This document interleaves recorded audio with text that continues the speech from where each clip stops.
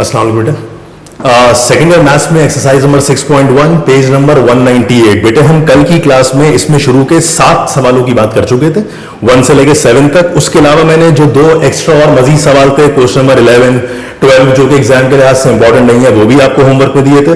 तो मैं ये देख रहा हूं भी कि जो सवाल आज करवाने वाले हैं ना, उसमें क्वेश्चन नंबर 8, 9 और 10 ये 3 सवाल आते हैं जिसको हम अभी आगे कंटिन्यू करना है।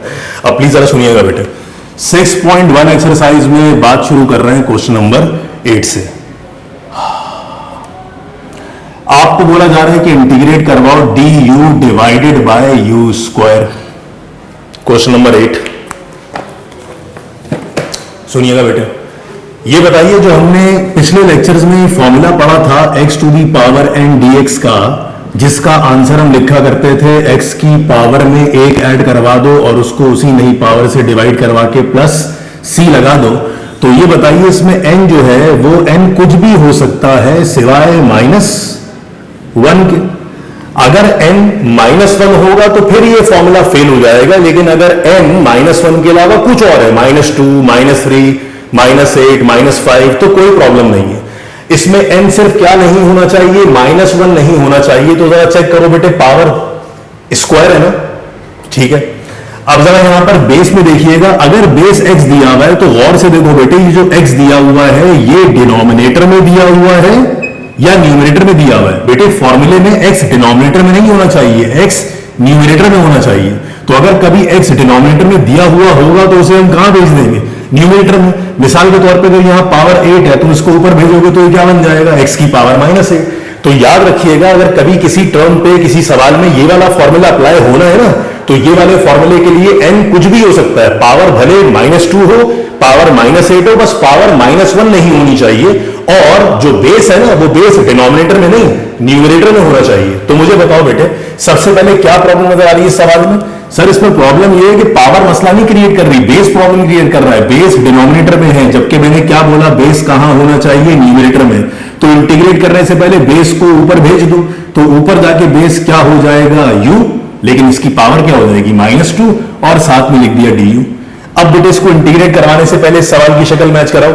मैच कर रही है फर्स्ट फॉर्मूले से, तो मैं इसको इंटीग्रेट कैसे कराऊंगा, मैं u एज इट इज लिखूंगा, जो भी पावर थी उस पावर में 1 ऐड करवा दूंगा और उसको उसी नई पावर से डिवाइड भी करवा दूंगा, साथ में क्या लगा दूंगा, +c। अरे यस, समझ गए बात। अब इसको सिंप्लीफाइड फॉर्म में ले आओ।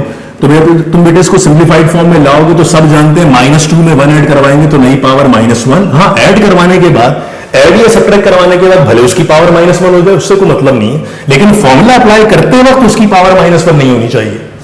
मेन डिवाइड में -2 + 1 का मतलब -1 + c, ये आपका रिक्वायर्ड आंसर। अगर आप चाहे इसको सिंप्लीफाई करना मजीद और तो मजीद सिंप्लीफाई कर सकते हैं। बेटे आप ये सब जानते हो अच्छी तरह से, अगर कभी कोई नंबर ऐसे लिखा हुआ है 1 डिवाइडेड बाय -2, तो इसमें हम नेगेटिव साइन को ऊपर भी भेज सकते हैं ना। माइनस साइन डिनोमिनेटर में लिखो, न्यूमरेटर में लिखो, कोई फर्क नहीं पड़ता। तो मैं पहला काम क्या कर रहा हूं, इस माइनस साइन को डिनोमिनेटर से हटा के ऊपर भेज रहा हूं, तो ये माइनस ऊपर चला जाएगा और ये बच जाएगा u की पावर -1/1 + c। अब आप सब जानते हैं अच्छी तरह से कि जब माइनस साइन ऊपर चला गया तो नीचे सिर्फ क्या बचा, 1, और नीचे वाला 1 लिखा नहीं जाता, तो इसको मैंने लिख दिया u की पावर -1 + c। हटा दो नीचे वाले 1 को। अब मुझे बताओ, इसका आंसर आप यहां भी छोड़ सकते हो, और अगर इस u की पावर -1 को मैं वापस नीचे ले जाऊं तो -1 नीचे जाके क्या बन जाएगा, +1, इसके साथ क्या, +c। ये रिक्वायर्ड आंसर। लेकिन एक बात याद रखना बेटे, एग्जाम में अपना आंसर आप यहां भी छोड़ सकते हो, एग्जाम में अपना आंसर यहां भी छोड़ सकते हो। बस ये जो आंसर होता है ना, ये असल में इसकी इन सब की मोस्ट सिंप्लीफाइड फॉर्म होती है।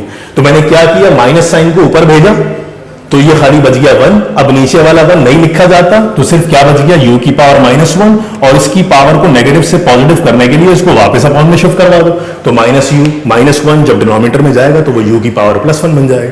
तो याद रखिएगा बात कि इस फॉर्मूला अप्लाई करते वक्त इसकी पावर -1 नहीं होनी चाहिए, और नहीं थी -1, लेकिन सॉल्व करने के बाद भले उसकी पावर -1 आ जाए, उससे हमें कोई कंसर्न नहीं होगा। उम्मीद है बेटे क्वेश्चन समझ में आ गया होगा, तो जरा वीडियो पॉज करके इसका सॉल्यूशन नोट कर लीजिएगा।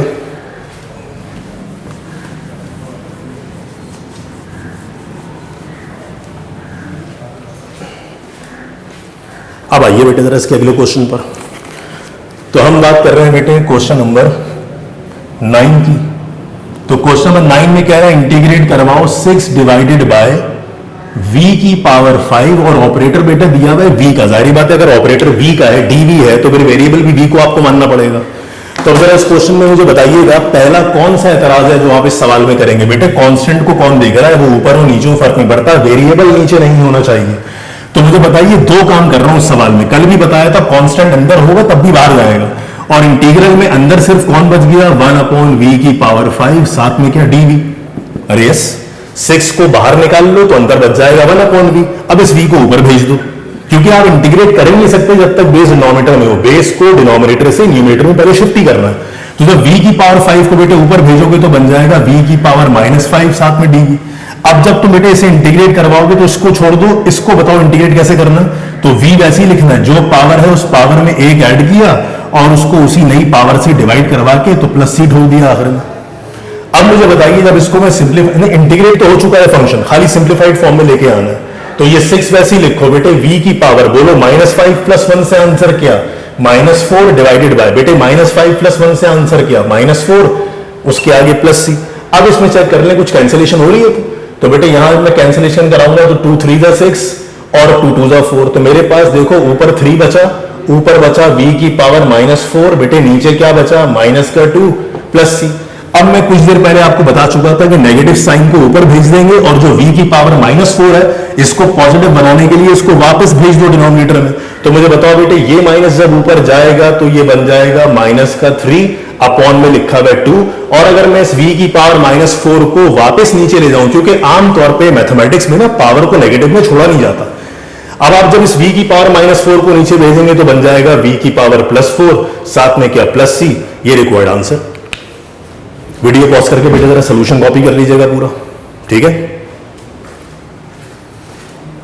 कोई भी क्यूरी हो ना बेटे, इसमें कोई भी सवाल हो, व्हाट्सएप नंबर है, वॉइस रिकॉर्ड ये मैसेज करके मुझे बता दीजिएगा कि आज का लेक्चर आपको समझ में आया कि नहीं आया। नहीं समझ में आएगा तो मैं आपको वॉइस रिकॉर्डिंग पे या उस वक्त कुछ एग्जाम्पल सॉल्व करके सेंड कर दूंगा ताकि मजीद बात क्लियरफाई हो जाए। अगर इन सब स्टेप में, अगर आखिर के स्टेप में कोई प्रॉब्लम भी आपको हो तो बेटे हमारी कोशिश ये है कि हम 6.1 एक्सरसाइज के तकरीबन तमाम सवाल बिल्कुल वो खाली होमवर्क में दे रहे हैं जो सिमिलर है या एग्जाम के लिहाज से इंपॉर्टेंट नहीं है। इंपॉर्टेंट सवाल तो कोई नहीं छोड़ेंगे, सारे इंशाल्लाह सॉल्व कर लेंगे। अब आइएगा बेटे, बहुत इंपॉर्टेंट सवाल है क्वेश्चन नंबर 10। इसमें कह रहा है इंटीग्रेट करवाओ dy divided by square root के अंदर वैल्यू गिवन है ay + b। उसके बराबर में लिखा हुआ है a is not equal to 0, उससे हमें कोई कंसर्न नहीं है कि a 0 के बराबर हो के ना हो। अब मुझे बताइए सबसे पहला काम क्या। सर सबसे पहले इस सवाल को पावर फॉर्म में ले आइए। सब जानते हो बेटे रूट हटेगा तो ay + b की बोलो पावर क्या हो जाएगी, हाफ। भाई रूट हटाया तो पावर क्या लगा दी, 1/2।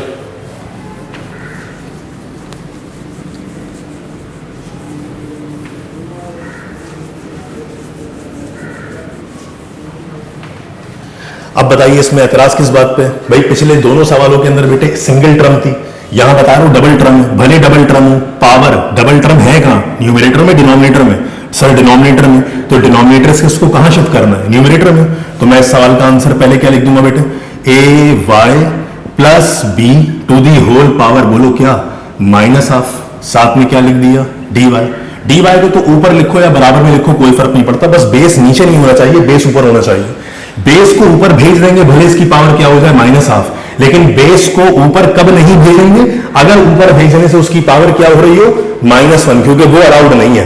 तो जब तक बेस नीचे है बेस को ऊपर ही भेजना है, भले उसके ऊपर जाके पावर -हाफ हो जाए या -3/2 हो जाए, बस ऊपर भेजें तो पावर -1 नहीं होनी चाहिए।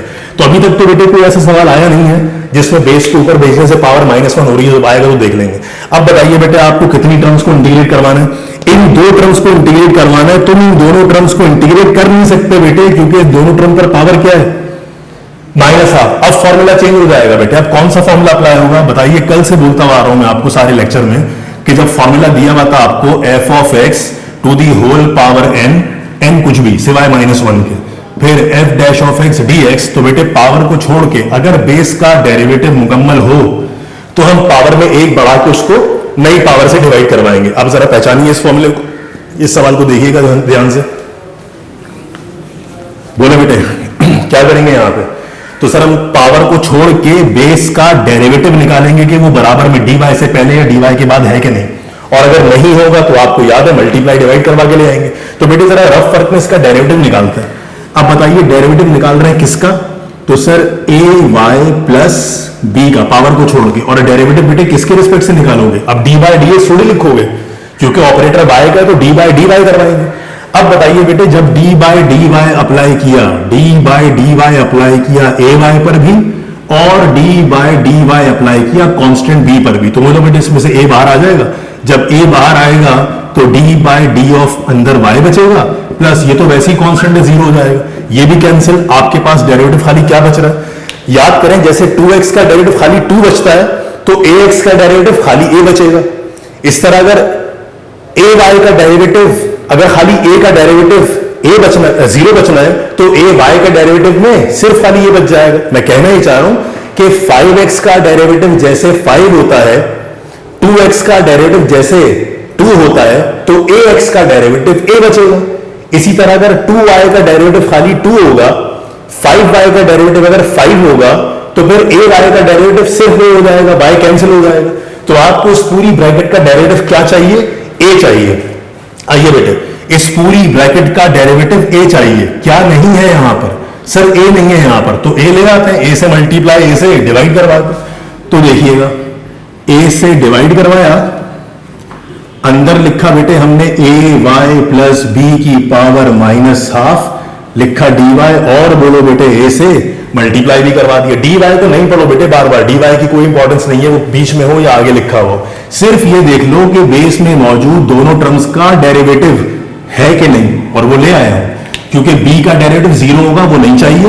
ए वाई का डेरिवेटिव जैसे 5y का 5 बचता है वैसे ही ए वाई का a बचता है, जो हमने कंफर्म कर लिया। आप भी रफ फर्क में एग्जाम में ऐसे कैलकुलेट कर लेंगे। तो चूंकि पावर को छोड़ के बेस का डेरिवेटिव पूरा दिया हुआ है तो मैं अगले स्टेप में बेटे इसको इंटीग्रेट कैसे कराऊंगा, अब ये सब कुछ खत्म हो जाएगा, सिर्फ वो बेस आएगा, यानी ए वाई प्लस बी जो भी पावर थी उस पावर में आप एक ऐड करवा देंगे, उसी को उसी नई पावर से डिवाइड करवा के प्लस सी चिपका देंगे आखिर में। अब सॉल्व कर लो बेटे ऐसे, तो जरा चेक कीजिएगा ये 1/a बिल्कुल वैसे ही रहा बेटे, माइनस हाफ में 1 ऐड करवा दो, पता ही है 2 1 2 बनेगा, 2 में से -1 कराएंगे तो 1, यानी अब आप कैलकुलेटर से कर लीजिएगा, वरना मैं शॉर्टकट बता चुका हूं कि किसी भी फ्रैक्शन में अगर 1 ऐड करना हो तो जस्ट नीचे वाले को ऐड कर दो ऊपर वाले में, और अगर सब्ट्रैक्शन की साइन है तो नीचे वाले को सब्ट्रैक्ट करा दो ऊपर वाले में से। बेटे 2 में से माइनस कराओ 1 तो ऊपर 1 ही तो आएगा। तो ए वाई मुश्किल लगे कैलकुलेटर से कर लो, माइनस हाफ प्लस 1 का आंसर आएगा कैलकुलेटर से हाफ, तो माइनस हाफ प्लस 1 का आंसर आएगा कैलकुलेटर से हाफ, उसके आखिर में क्या लगा दिया प्लस सी। अब बताइए बेटे ए से ये 2 कैंसिल नहीं हो रहा, ये वाला 1 तो ए से मल्टीप्लाई हो रहा है, लेकिन ये वाला 2 जब पलट के जाएगा तो सबसे ऊपर वाले जाके 2 से मल्टीप्लाई हो जाएगा। तो बोलिएगा जो सबसे नीचे था वो सबसे ऊपर गया, 2 को 1 से मल्टीप्लाई किया तो 2 अपॉन में क्या a, और बोलो बेटे साथ में क्या ए वाई प्लस बी की होल पावर हाफ प्लस सी, ये रिक्वायर्ड आंसर आप नोट कर लें बेटे से।